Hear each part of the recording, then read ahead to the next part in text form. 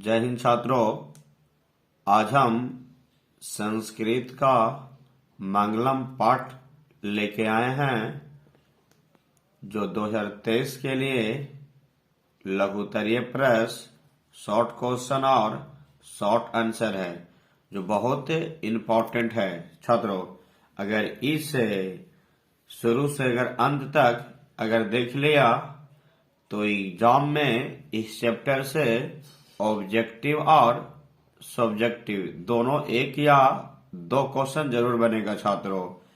और ये पूरा अगर शुरू से अंत तक अगर लेक्चर अगर देख लिया तो पूरा उम्मीद रखते हैं छात्रों कि जरूर से जरूर समझ में आएगा। और इस थ्योरी के साथ साथ अगर बताएंगे तो ये ऑब्जेक्टिव भी क्लियर हो जाएगा और ये सब्जेक्टिव भी क्लियर हो जाएगा। जो हम मंगलम पाठ का क्वेश्चन नंबर 1 से लेके हम 15 क्वेश्चन बताएंगे और वो अगर अच्छा लगेगा छात्रों तो हम अगला चैप्टर भी बताएंगे। अगर अच्छा लगेगा तो लाइक और कमेंट जरूर करेगा छात्रों। चलते हैं, शुरुआत करते हैं। पहला क्वेश्चन है मेरा मंगलम पाठ का कि ईश्वर प्राप्ति ही तपस्या का मूल उद्देश्य क्यों है। बोला गया है कि ईश्वर प्राप्ति ही तपस्या का मूल उद्देश्य क्यों है। जब भी कोई क्वेश्चन अगर पढ़ता है छात्रों तो क्वेश्चन जो कहता है उसकी सटीक जवाब देगा। और जब भी संस्कृत में अगर क्वेश्चन आएगा तो ये 20 से 30 शब्दों में या मैक्सिमम जाएगा तो 40 शब्दों तक दे सकता है। ऐसे किताबों में लिखा रहेगा बोर्ड के अनुसार 20 से 30 शब्दों में देना। जो क्वेश्चन कहता उसकी जवाब मिल जाना चाहिए क्वेश्चन में।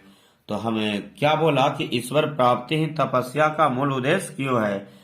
तो सुनेगा छात्रों कि सभी तपस्याओं की तपस्या का मूल उद्देश्य क्या है, ईश्वर प्राप्ति ही। यही क्वेश्चन का मूल उद्देश्य था कि ईश्वर ही प्राप्ति है। बोला गया कि सभी तपस्याओं का तपस्या का मूल उद्देश्य क्या है छात्रों, ईश्वर प्राप्ति ही है। और बोला क्यों, तो इससे संसार में अवगमन के बंधन से मुक्ति मिलती है। किससे मिलती है, संसार में अवगमन के बंधन से मुक्ति मिलती है तथा आत्मा के विषय में जानकारी भी मिलती है। और सत्य के कारण ही ईश्वर की प्राप्ति संभव है। अगर कोई भी काम अगर सत्य अगर करता है तो उसकी हर काम ईश्वर की प्राप्ति से संभव हो जाएगा छात्रों। अगर सत्य के अगर काम नहीं किया है तो ईश्वर भी उस काम के लिए संभव नहीं हो पाएगा छात्रों। तो इस क्वेश्चन को समझ में आ गया होगा छात्रों।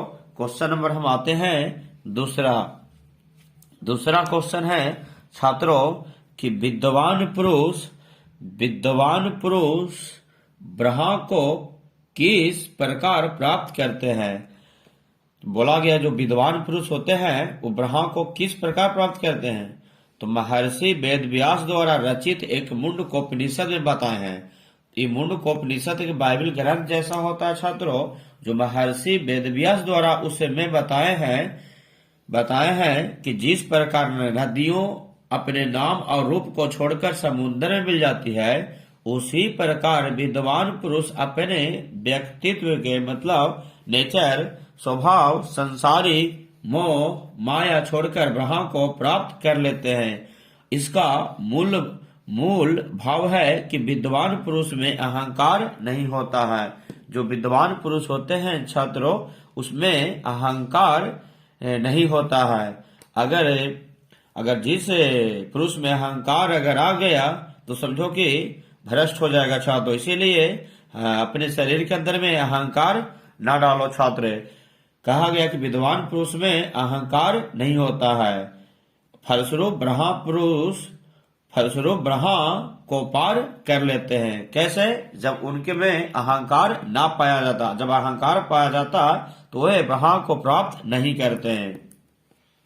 क्वेश्चन नंबर अगला आते हैं लेके छात्रों कि उपनिषद को आध्यात्मिक ग्रंथ क्यों कहा गया। उपनिषद को आध्यात्मिक ग्रंथ क्यों कहा जाता है। तो सुनेगा छात्रों कि उपनिषद आध्यात्मिक ग्रंथ है। ऐसे पूछा जाएगा ऑब्जेक्टिव में कि आध्यात्मिक ग्रंथ क्या है उपनिषद। फिर बोला क्यों है, तो क्योंकि यह आत्मा और परमात्मा के बीच में संबंधों के विषय में विस्तृत व्याख्या करता है। उस ग्रंथ में, उपनिषद एक आध्यात्मिक ग्रंथ है, उसमें बताया गया है कि आत्मा के बारे में और परमात्मा के बारे में व्याख्या किया गया था। और परमात्मा संपूर्ण संसार में शांति स्थापित करते हैं। पूछा जाएगा कि संसार में शांति स्थापित कौन करते हैं? परमात्मा। और सभी तपस्वियों का परम लक्ष्य परमात्मा को ही प्राप्त करना है। क्वेश्चन नंबर चौथा आता है छात्रों, चौथा क्वेश्चन आता है छात्रों कि उपनिषद ग्रंथ का प्रमुख उद्देश्य क्या है? उपनिषद ग्रंथ का प्रमुख उद्देश्य क्या है? उपनिषद ग्रंथ ये बाइबल ग्रंथ होता है, जैसे भगवत गीता है, रामायण का हो गया, उस तरीका से। तो उपनिषद वैदिक वाङ्मय का अंतिम भाग है। तब पूछा जाए ऑब्जेक्टिव में कि वैदिक वाङ्मय का अंतिम भाग क्या है? तो उपनिषद है, जिसमें दर्शन शास्त्र के सिद्धांतों का वर्णन है। किसमें छात्रों? तो सुनेगा, जिसमें दर्शन शास्त्र के सिद्धांतों का वर्णन है उपनिषद में। और इस ग्रंथ का मूल उद्देश्य परम पुरुष परमात्मा की महिमा का वर्णन करना है और आत्म विषयक और महा विषयक तत्वों का विस्तृत व्याख्या करना भी उपनिषद का क्या है? मूल उद्देश्य है। जो महान लोग संसार रूपी सागर को कैसे पार करते हैं? जो महान लोग होते हैं ना, उस संसार रूपी सागर को कैसे पार करते हैं? तो बताया गया है कि श्वेत रूपनिषद ज्ञानी और अज्ञानी लोगों में अंतर बताया गया है। इसे के किताब है, ग्रंथ जैसा है कि श्वेत रूपनिषद ज्ञानी और अज्ञानी लोगों में अंतर बताया गया है। इसमें रचित महर्षि वेदव्यास जी का है। इसमें मतलब कि श्वेत रूपनिषद में रचित किसका है? तो महर्षि वेदव्यास जी का कहना है कि अज्ञानी लोग अंधकार स्वरूप होते हैं। कौन कहते हैं कि अज्ञानी लोग अंधकार स्वरूप होते हैं? तो महर्षि वेदव्यास जी का कहना है कि अज्ञानी लोग अंधकार स्वरूप होते हैं और ज्ञानी लोग प्रकाश स्वरूप होते। तो तुमसे पूछा जाएगा छात्रों कि ज्ञानी लोग प्रकाश स्वरूप होते, किसने कहा था? तो महर्षि वेदव्यास ने। और अज्ञानी लोग अंधकार स्वरूप होते, किसने कहा था? तो महर्षि वेदव्यास जी ने। और कहते हैं कि ज्ञानी लोग, और बताया गया कि ज्ञानी लोग प्रकाश स्वरूप होते हैं। तो महान लोग इसे समझकर मृत्यु को पार कर जाते हैं। और क्योंकि संसार रूपी सागर को पार करने का इससे बढ़कर कोई भी अन्य रास्ता नहीं है।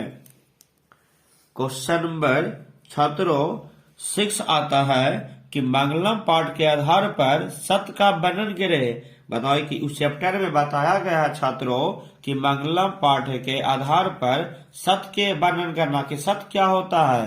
तो इसमें बताया गया चैप्टर में कि सत्य की महत्ता का वर्णन करते हुए महर्षि वेदव्यास जी का कहते हैं उस चैप्टर में, मतलब कि महर्षि वेदव्यास जी कहते हैं कि मिथ्या के मतलब छात्रों असत्य होता है। असत्य कभी नहीं जीतता है। वो सबको जानता है छात्रों कि झूठ बोलने वालों को कभी जीत नहीं होता है, अपितु हमेशा सत्य के ही जीत होती है। यह कहना भी गलत नहीं है, गलत नहीं होगा, क्योंकि सत्य परेशान होता है। सबको जानता है छात्रों कि कोई भी अगर सत्य बोलता है उसमें थोड़ा परेशानी होता है छात्रों, लेकिन जीत किसकी होती है? तो सत्य के ही होता है, पराजित नहीं। कहा गया कि सत्य से ही देवलोक का रास्ता प्रशस्त होता था। अगर कोई सत्य बोलता है ना, उसके लिए कुछ भी हो, अगर सत्य अगर बोला है तो एक दिन उसका रास्ता खुल ही जाएगा। बोला गया मोक्ष प्राप्ति करने वाले ऋषि लोग सत्य की प्राप्ति के लिए ही देवलोक जाते हैं। तो इसमें पूछा जाएगा क्वेश्चन ऑब्जेक्टिव में भी कि ऋषि लोग सत्य के लिए प्राप्ति के लिए ही देवलोक जाते हैं। तो बताया जाएगा तो देवलोक क्यों जाते हैं?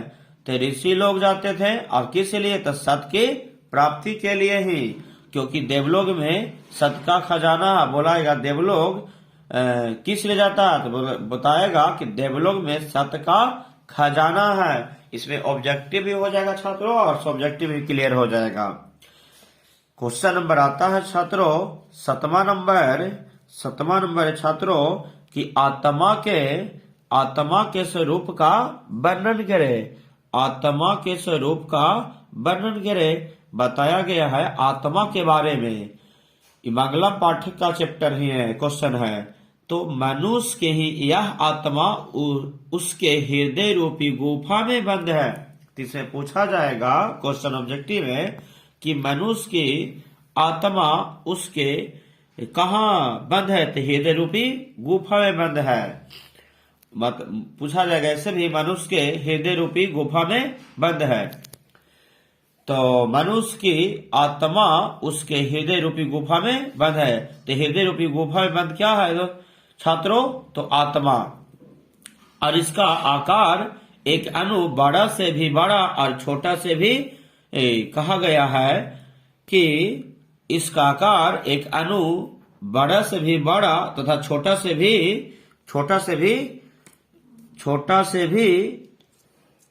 छोटे के जैसा है। मतलब बताया गया आत्मा कैसा, पूछा जाएगा छात्रों कि आत्मा कैसा होता है, तो बताएगा बड़ा से भी बड़ा होता है और छोटा से भी छोटा भी होता है। ऐसा ऑब्जेक्टिव में पूछा जाएगा कि बड़ा से भी बड़ा और छोटा से भी छोटा क्या होता है, तो आत्मा। फिर और बताया गया है कि आत्मा को बस नहीं किया जा सकता। तो किस चीज को बस नहीं किया जा सकता छात्रों, तो आत्मा को बस में नहीं किया जा सकता है। और बहुत सारा इसमें ऑब्जेक्टिव भी हो गया और सब्जेक्टिव। आत्मा के बारे में बता दिया छात्रों कि मनुष्य की यह आत्मा उसके हृदय रूपी गुफा में बंद है। इसकी आकार अणु बड़ा से भी बड़ा और छोटा से भी छोटा के जैसा, आत्मा को बस में नहीं किया जा सकता है।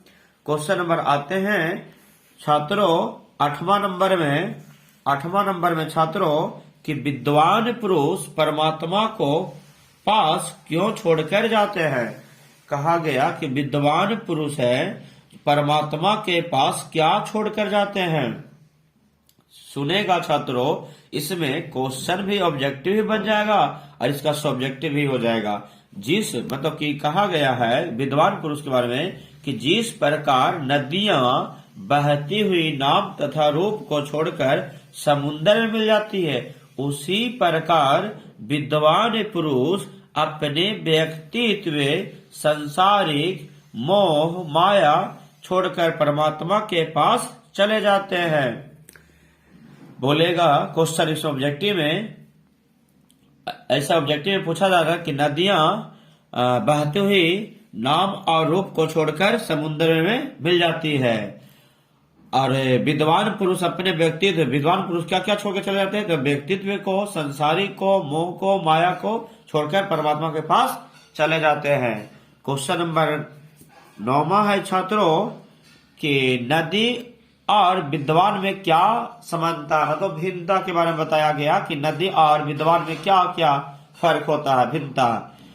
तो नदी बहते हुए अपने नाम तथा रूप को छोड़कर समुद्र में मिल जाती है। नदी में बताया गया है नदी के बारे में कि बहती हुई अपने नाम तथा रूप को छोड़कर समुद्र में मिल जाती है।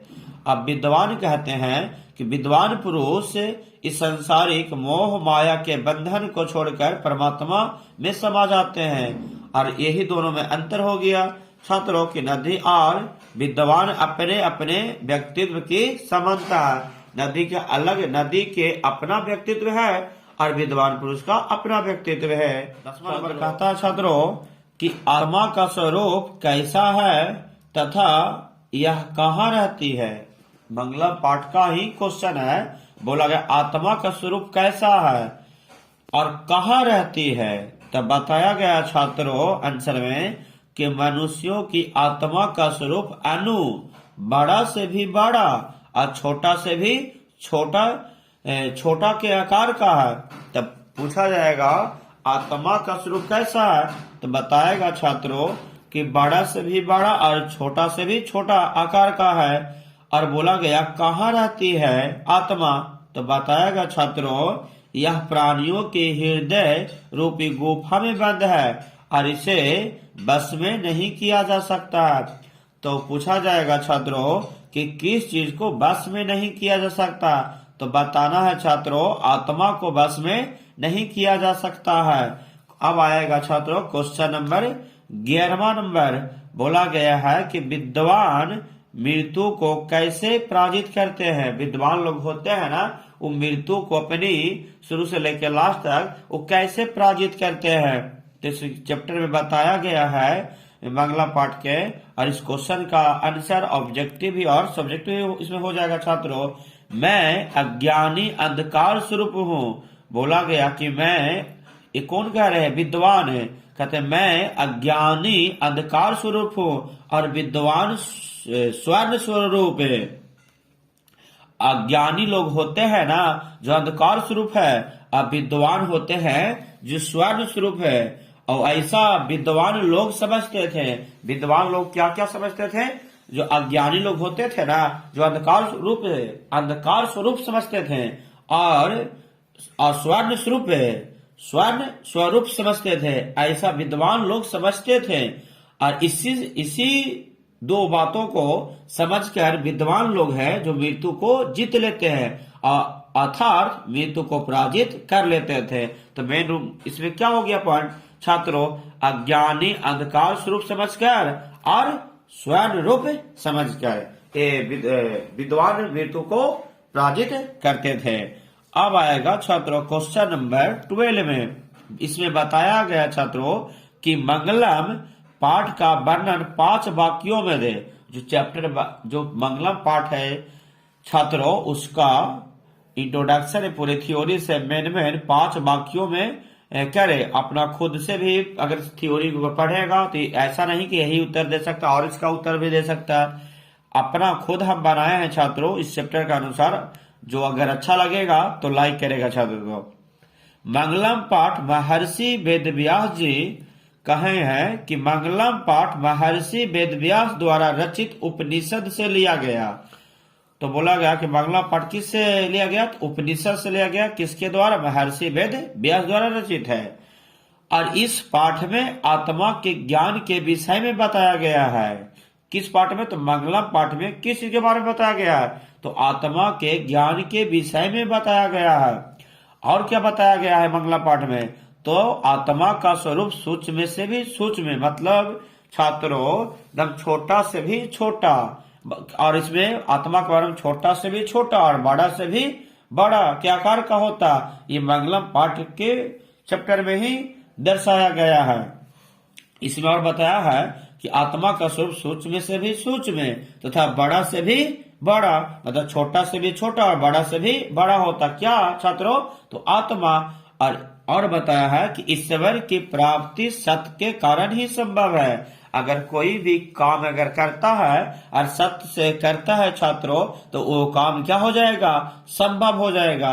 और सत्य की हमेशा क्या होती है, जीत होती है। लेकिन कभी झूठ बोलने वाला कभी जीत कि कभी नहीं होती है। जब भी किसी को जीत होता है तो हमेशा सत्य के। इसलिए महात्मा गांधी ने बोले थे कि हमेशा सत्य के रास्ता पर चलने वालों को क्या होता है, जीत होता है। इसीलिए महात्मा गांधी जी का हथियार क्या चीज मानते थे, सत्य और अहिंसा मानते थे। और छात्रों क्वेश्चन नंबर 13वां नंबर है कि उपनिषद का क्या स्वरूप है। उपनिषद का क्या स्वरूप है, मंगलम पाठ के आधार पर स्पष्ट करे। उपनिषद का स्वरूप है, उसका कैसा स्वरूप है और उसके मंगलम पाठ के आधार पर स्पष्ट करना है। तो सुनेगा छात्रों, उपनिषद वैदिक वाङ्मय का अंतिम भाग है, अभिन्न भाग है, अंतिम भाग नहीं अभिन्न भाग है। इसमें दर्शन शास्त्रों सिद्धांतों का प्रतिदिन प्रतिपादन किया गया था। किसमें, तो उपनिषद वैदिक वाङ्मय का अभिन्न अंग है। इसमें दर्शन शास्त्र सिद्धांतों का प्रतिपादन किया गया। स्वर्त परम पुरुष परमात्मा का गुणगान किया गया है उपनिषद है। और कहा गया कि परमात्मा के द्वारा ही संसार व्यापक और अनुशासित है। क्वेश्चन नंबर 14 आते हैं छात्रों। कथा की धर्मवान की प्राप्ति के लिए कैसा कामना की गई है। तो ईसा वसीफ निषद में बताया गया है कि सत्य का मुख हिरण में पात्रन अर्थात सोने के पात्र से ढका हुआ। तो बताया गया कि हिरण में पात्र मतलब सत्य का मुख किससे ढका हुआ, तो सोने के पात्र से ढका हुआ। इसीलिए पुष्प माने सूर्य मुझे सत्य धर्म की प्राप्ति है तो उस पात्र आवरण को हटा दे। क्वेश्चन मेरा लास्ट है छात्रों कि नदियों के माध्यम से किस सत्य की उद्घाटित किया गया है। तो बताया गया कि जिस प्रकार नदियां बहती हुई अपनी नाम तथा रूप को छोड़कर समुद्र में समाहित हो जाती है, उसी प्रकार विद्वान पुरुष संसारिक मोह माया से मुक्त होकर द्वितीय पुरुष अर्थात परमात्मा को प्राप्त कर लेता है। ये मेरा मंगला पाठ का पूरा क्वेश्चन हो गया छात्रों, और हमें 1 से लेकर 15 तक करवाए हैं। अगर इस प्रश्नों को अगर हम एक बार पढ़ के सुना दिया कुछ है और हम समझाए हैं, इसमें ऑब्जेक्टिव भी कंप्लीट हो जाएगा छात्रों और सब्जेक्टिव भी हो जाएगा। अगर इस प्रश्न को अगर पूरा अगर एक बार पढ़ के और रोक के अगर उसको कॉपी में अगर नोट करके अगर थोड़ा 1-2 बार अगर खुद से अगर रिवाइज मार देगा तो बहुत आसान भाषा में लिखा हुआ छात्रों, जैसे प्रश्न पूछा गया उसी प्रश्न को जवाब दिया गया है और बहुत सरल भाषा में छात्रों। अगर इस पूरा को अगर देख लिया तो एग्जाम में बहुत ज्यादा फायदा करेगा और कभी भी कलम तुमको एग्जाम के समय रुकेगा नहीं छात्रों। और अगर अच्छा अगर लगेगा छात्रों तो इस कमेंट में और जरूर लिखेगा, उससे हमको एनर्जी मिलेगा और हम इसका दूसरा भी पार्ट लेके आएंगे। और अगर इस वीडियो को अगर इतना शेयर करो कि पूरा सगरो फैल जाए और सारा 2023 के लिए एग्जाम जो देने वाला है उसको फायदा हो जाएगा छात्रों। और हम यहीं पर वीडियो को अंत करते हैं। जय हिंद छात्रों।